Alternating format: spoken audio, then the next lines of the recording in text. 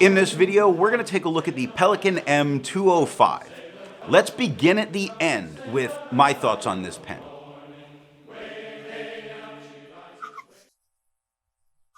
This was a pen that I picked up as an affordable way to try Pelikan's double broad before thinking about looking at it in like an M800 or M1000. And I'm very glad I did, because for me, the Pelikan double broad is not really a very usable nib. I'm getting better at it, but I do find the size that I have to write to use it well is larger than I'm used to. So for that, it's done really well. Now, this pen is meant as a highlighter and did come with a bottle of highlighter ink. And it works really well for that. And so on a majority, I do more use it as a highlighter than as a pen for writing. With that, it's a nice one. It's not like I'm carrying around a wand if I'm using like the Pilot Parallel as a highlighter, for example. So I'm very happy that I have it, although it has a limited use in my fountain pen collection, I guess I'll call it.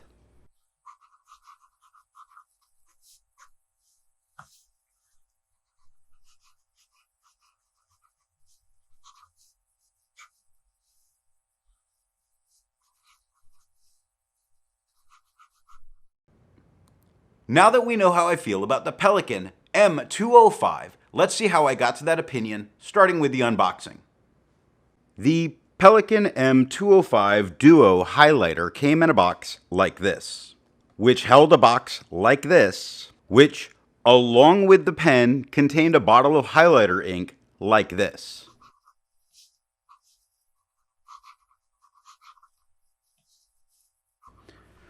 I like that Pelikan made a very individual box for this, really expressed what this pen was for, and brought real attention to it.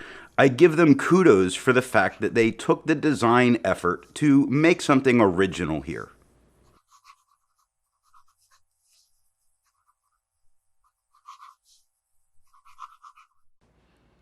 With the pen out of the box, we need to get to the nib. And as long as it doesn't take 20 turns to uncap a pen, I'm generally okay. But how many turns does it take to uncap this pen? The Pelikan P200 takes just under one full turn to uncap.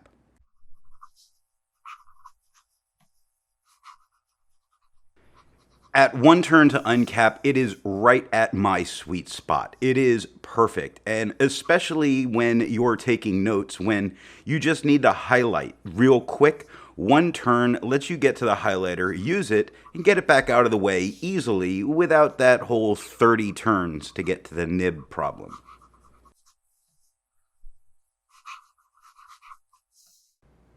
This gets us to the nib. This pen has a steel double broad nib on it.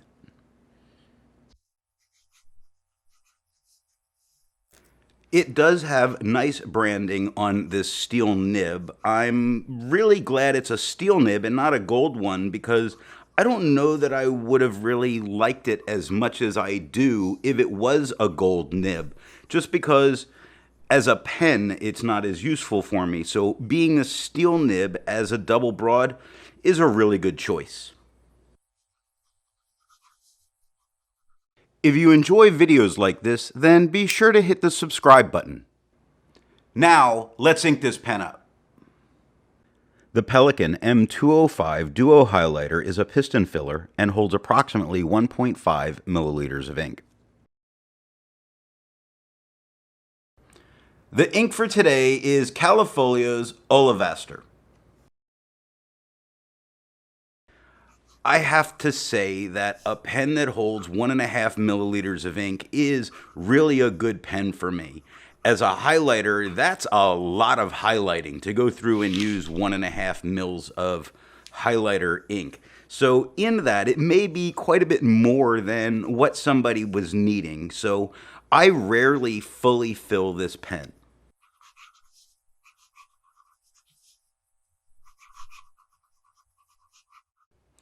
As a habit, I don't normally post my pens, but some people prefer to post their pens, and some pens need to be posted in order to be used comfortably.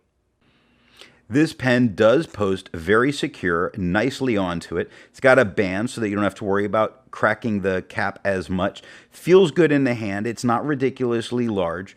Now, the slightly thinner body makes me want to post it. Although it is large enough to use unposted, I do find that I post it most times when using it, unless I'm using it as a highlighter and just pulling it out to highlight a few lines and then moving on. Now, the important part, the writing sample. A funny part for me is how Pelikan is known to over-polish their broad nibs. And I was worried about that with this being a double broad. And I purchased this one used to save the additional money on it. Now, I don't know if it was ever worked on. It doesn't look like it was ever worked on. It looks like it showed up writing perfectly fine out of the box. You can see as I write that I struggle a little bit with how large the letters are. I am adjusting to it, but it still does create just a little bit of a problem for me. The pen, while it's smaller as a pen, is just under a normal size, so it really does fit well in the hand. And especially harping on the fact that this is a highlighter pen, especially since this particular pen, this particular model, was meant just to highlight, not to sit down and write. Now, you can get their double broad nibs to sit down and write, so we can mention that as I write with it here. It writes very nicely, super smooth. It's comfortable in my hand. And even though it's slightly smaller than normal, it doesn't cause any kind of hand fatigue.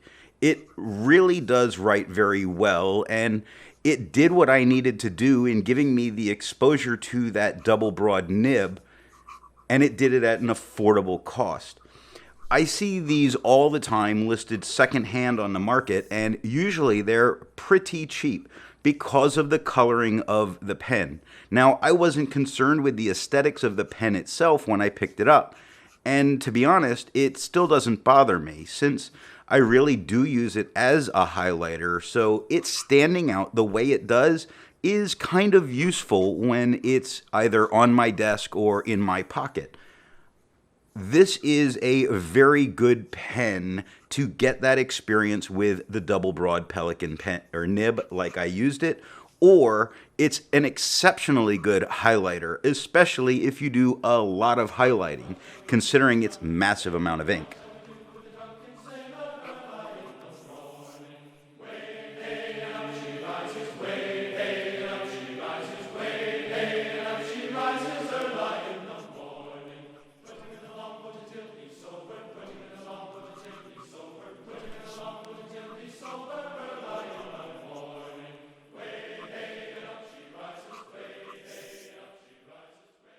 Now for something a bit more standard in comparing writing size. I use Mnemosyne Blue to do this, and here's how it compares to a Jowo Extra Fine on the left, medium in the middle, and a 1.1 stub on the right.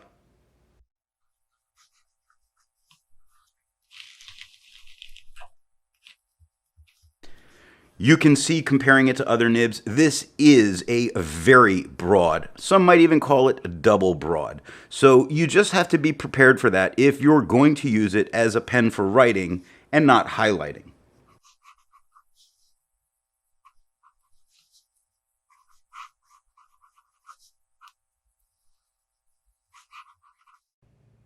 But how does it compare in writing size to other nibs I've used? Looking at the writing of a Pelikan M205 with a double broad, here it is next to a Sailor 1911 large with a zoom nib, a Platinum 3776 with a music nib, a Pen BBS 456 with a Goulet 1.5 stub, and a Lamy Safari with a 1.5 stub.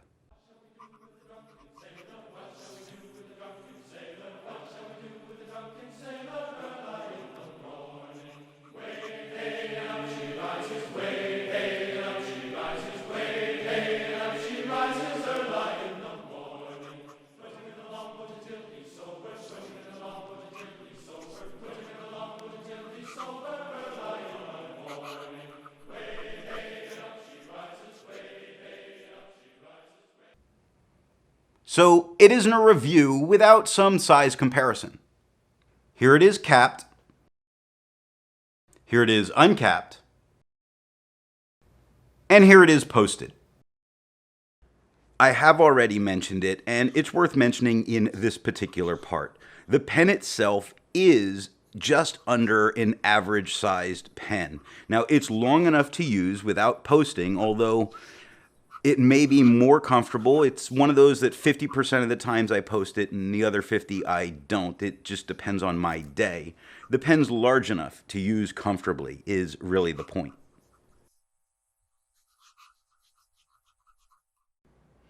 At this point, we have a dirty pen that we need to clean.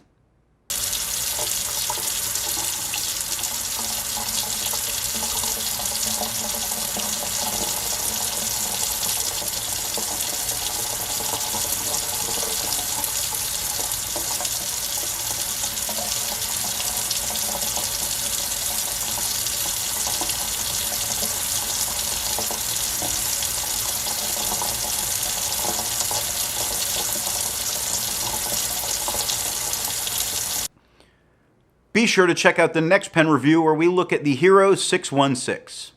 When you're cleaning your cartridge converter pen, do you sometimes have a little trouble getting the ink out of the feed and nib? Have I got a solution for you?